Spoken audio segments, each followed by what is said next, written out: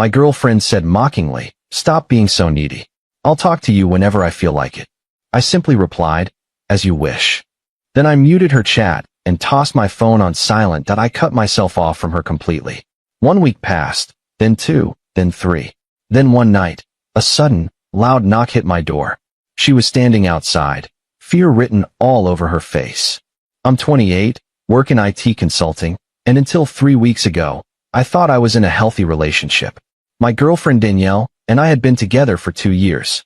We didn't live together, but we texted constantly, good morning messages, lunch break check-ins, good night calls. It felt normal. It felt right. Until it didn't.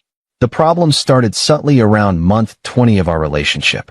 Danielle began leaving me on read for hours, sometimes entire days. When I'd mention it, she'd laugh it off.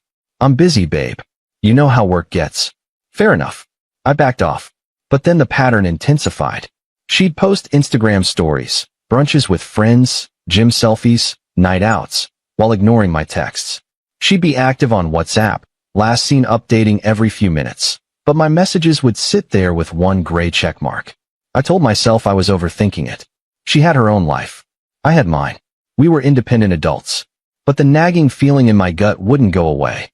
One Thursday evening after a particularly long day debugging code for a difficult client, I sent her a simple text. "Hey, just checking in. Haven't heard from you since yesterday morning. Everything okay?" 3 hours later, she replied, "Jesus Christ, do you need a GPS tracker on me now?" I stared at my phone, confused and hurt. The message felt unnecessarily harsh. I called her immediately. She answered on the 5th ring, and I could hear music and laughter in the background. "What?" Her voice was flat, annoyed, like I'd interrupted something important. "I just wanted to make sure you're all right. You've been distant lately." She sighed dramatically, and I heard her say something muffled to someone else before coming back to the phone. "Stop being so needy. I'll talk to you whenever I feel like it. I don't owe you constant updates." The words hit me like cold water. Not because they were mean, which they were, but because of how casually she said them. Like I was some annoying subscription service she couldn't be bothered to cancel. Like 2 years of building a relationship meant nothing. I kept my voice calm, refusing to give her the satisfaction of hearing me upset. "As you wish." "Good. Finally. I'll call you when I have time." She hung up without saying goodbye. I sat there on my couch, phone in hand, processing what just happened. 2 years. 2 years of planning weekend trips to the coast, meeting each other's families at holidays, talking about moving in together next spring. And now I was needy for wanting basic communication, for wanting to know if the person I loved was okay. I opened her chat. My thumb hovered over her name. I scrolled up through our conversation history, hundreds of messages, inside jokes, heart emojis, plans for our future.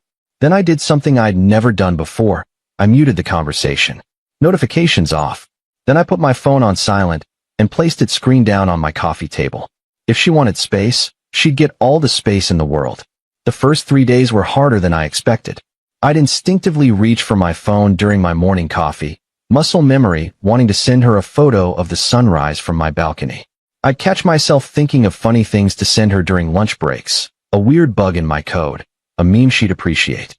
But each time, I'd remember her voice dripping with contempt, "Stop being so needy," and I'd put the phone back down.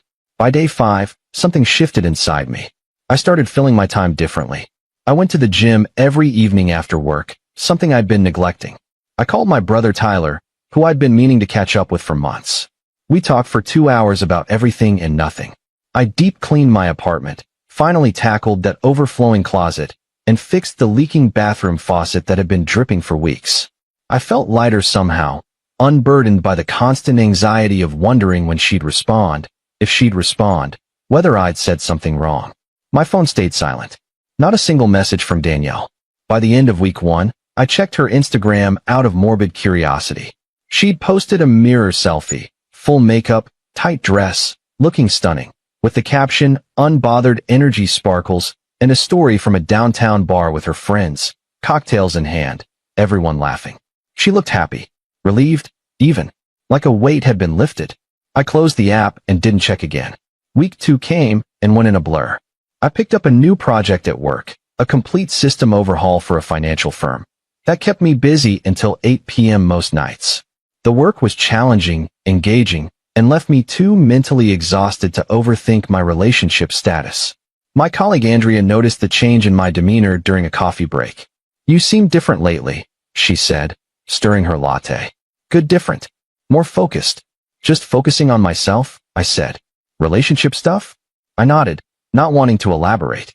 She smiled knowingly, like she'd been through something similar.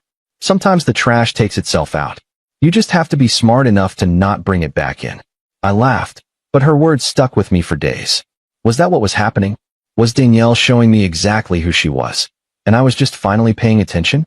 All those red flags I'd explained away, rationalized, minimized, maybe they were exactly what they appeared to be. By week 3, I genuinely stopped thinking about her. I wasn't angry anymore. I wasn't hurt. I just existed in a space where she wasn't a factor in my daily emotional state. I started reading again, something I'd abandoned during our relationship when I'd spend my evenings waiting for her texts. I finished 2 science fiction novels in 1 week, stayed up until 2 a.m. on a Tuesday because I couldn't put the second one down. I reconnected with old friends. I went to a concert with my college roommate Nathan. I tried that new Thai restaurant downtown I'd been curious about. I lived my life. On day 23, I was cooking dinner, pasta carbonara, something I'd been wanting to perfect, when my phone buzzed on the counter.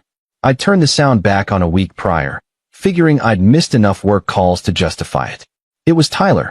"Dude, is Danielle okay?" She just sent me a weird DM asking if you're alright. I froze, wooden spoon in hand, cream sauce bubbling on the stove. "What did she say exactly?" "She asked if something happened to you. Said you haven't responded to her in weeks, and she's worried." "I didn't even know you two were having issues. You didn't tell me you guys broke up." "We didn't officially break up. I just stopped reaching out." "And she's freaking out now?" That's rich. Tyler had never been Danielle's biggest fan. He'd always thought she was too self-absorbed. "What did you tell her?" "That you're fine and she should ask you herself." "Was that wrong?" "No, that's perfect actually." I set the spoon down and opened my muted conversation with Danielle. 37 unread messages stared back at me. They started casual around day 10. "Hey, and you there?" By day 12, "Did you get my messages?" By day 15, they escalated. "Seriously, what's your problem? And this is childish, and you're acting like a child." By day 18, "I don't understand why you're being like this." By day 20, panic set in. "Why are you ignoring me? And can we please talk? And I'm getting worried." Day 22, "This isn't funny anymore." The most recent one, sent 40 minutes ago. "I'm coming over. We need to talk. This has gone on long enough." I felt nothing. No satisfaction, no anger, no anxiety, no anticipation. Just a mild curiosity about what would happen next. Like watching a TV show I was no longer invested in. I unmuted her number, just in case she called. I didn't respond to any of the messages.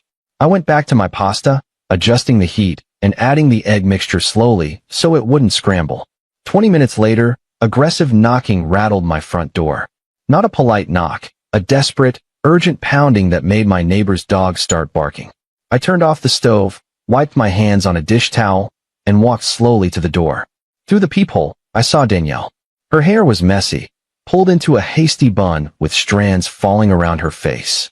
She wore gray sweatpants and an oversized hoodie, clothes she'd never be caught dead wearing outside the house. No makeup. Her eyes were red and puffy. She was scared. I took a breath and opened the door. "Hey." She stared at me like I was a ghost, her mouth falling open slightly. You're okay." "Yeah. Why wouldn't I be?" "You." She struggled for words, her hands gesturing helplessly. "You haven't answered me in 3 weeks." 3 weeks. I thought something happened to you. I thought you were dead or hurt, or in the hospital, or... "I'm fine," I said calmly, leaning against the doorframe. "Just been busy." Her face shifted from relief to confusion to anger in rapid succession. "Busy? You couldn't send one text? One message to let me know you were alive? You said you'd talk to me whenever you felt like it." I respected that boundary. I stopped reaching out. She stepped closer, her voice rising. "That's not... I didn't mean... You knew I didn't mean it like that." "What didn't you mean?" I kept my tone neutral, not hostile, just genuinely curious. "You seemed pretty clear on the phone. I was being needy. You'd talk to me when you felt like it. So I waited for you to feel like it." "Don't twist my words." "I'm not twisting anything. I'm literally repeating what you said to me." She ran her hands through her hair, pulling at the strands. I didn't mean for you to ignore me completely. I didn't mean for you to just disappear like I don't exist. I didn't disappear. I've been right here the whole time. You just didn't notice because I wasn't chasing you anymore. She opened her mouth, then closed it. Her eyes filled with tears. You're punishing me. This is punishment. I'm not punishing you. I'm giving you exactly what you asked for, space to talk to me whenever you feel like it. You just haven't felt like it much, I guess. That's not fair. What's not fair? I interrupted, my voice still calm but firmer now, is telling someone who cares about you that they're needy for wanting basic communication. What's not fair is making me feel like I'm asking for too much when I'm just asking for the bare minimum. A text back. Acknowledgement that I exist. She wiped her eyes roughly with her hoodie sleeve, smearing the tears across her face. I was stressed. Work was insane, and I felt suffocated by how much you wanted to talk. Then you say that. You say, hey, I need some space for a few days because work is overwhelming and I need to decompress. You don't mock me. You don't make me feel pathetic for caring. You communicate like an adult. I know, I should have. She was crying harder now. But I didn't think you'd actually go cold like this. This isn't like you. Maybe it should have been. Maybe I should have established boundaries a long time ago instead of accepting whatever scraps of attention you threw my way. Scraps? That's what you think. That's what it was, Danielle. Be honest. You talked to me when it was convenient. When you were bored. When you wanted validation or attention. But the moment I needed reassurance, I was needy. The moment I asked for consistency, I was suffocating you. She stared at me, tears streaming down her face. I didn't realize. I didn't know it felt like that for you. You didn't ask. The words landed like a slap. She flinched visibly. So that's it. Her voice broke into a whisper. We're just over? 2 years, and you're just done? I leaned against the doorframe, suddenly tired. Are we over? Because from where I'm standing, we've been over for 3 weeks. You just didn't notice because you were too busy posting about your unbothered energy. She flinched again. You saw that post. I did. And you know what? You looked happy. You looked relieved to not deal with me. So I let you have that. It wasn't about you. It was exactly about me. And that's fine. You're allowed to feel however you want. But I'm also allowed to stop being an option you pick up when you're bored or lonely or need an ego boost. She was fully crying now, mascara from yesterday tracking down her face in dark streaks. I love you. The words should have meant something. A month ago, they would have. But now they just felt empty. Maybe you do, I said quietly. But you don't respect me. And I can't be with someone who makes me feel like I'm an inconvenience. Like loving them is something I should apologize for. Please, she whispered, reaching out. Can we just talk about this? Really talk? I'll do better. I'll communicate more. I'll make you a priority. You'll do those things for a few weeks, maybe a month. Until you're comfortable again. Until you know I'm not going anywhere. Then we'll be right back here, with me wondering why you haven't texted me back and you getting annoyed that I noticed. She reached for my hand desperately. I didn't pull away, but I didn't hold hers either. Just let it rest there, limp. I'm sorry, she said, her voice cracking. I'm so sorry. I was selfish. I was taking you for granted. I know that now. I know you are. And I'm sorry too. Sorry it took me this long to realize I deserve better than someone who makes me feel bad for caring.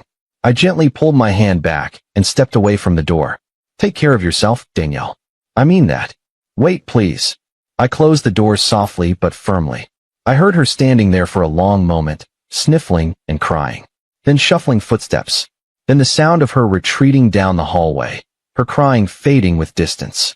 I walked back to my kitchen. The pasta water had gone cold. I dumped it out and started fresh, this time putting on music while I cooked. Update, 2 months later. Tyler told me Danielle started dating someone new about a month after our last conversation. Some guy she met at her gym. I felt nothing hearing that news. Not jealousy, not vindication, not even curiosity. It simply confirmed what I already knew. I wasn't the problem. I was just a placeholder until something more exciting came along. I ran into her once at our mutual friend's birthday party. She tried to approach me at the bar, but I politely excused myself to get another drink and spent the rest of the night on the opposite side of the venue. She didn't try again. She left early. Work's going incredibly well. I got promoted to senior consultant with a significant raise. The project I buried myself in during those 3 weeks of silence turned into one of the company's biggest success stories. My focus had never been sharper. I've been on a few dates, nothing serious yet, but I'm not rushing anything. I'm learning what I actually want in a partner instead of just accepting whatever wants me back. I'm learning what my boundaries are and how to enforce them without guilt. My phone is no longer a source of anxiety. I check it when I feel like it. I respond when I have something meaningful to say. I've learned that silence isn't always punishment or anger. Sometimes it's just peace. Sometimes it's self-preservation. Last week, I got a long text from Danielle. An apology, an explanation, a request to talk when I'm ready. I read it once, then archived it without responding. Some conversations don't need to happen. Some apologies come too late. Some people only realize what they had when they can't have it anymore. And honestly, I've never slept better. My apartment feels like mine again. My time feels like mine. My life feels like mine. I don't hate her. I don't wish her ill. I just wish I'd respected myself enough to walk away sooner. But better late than never, I guess.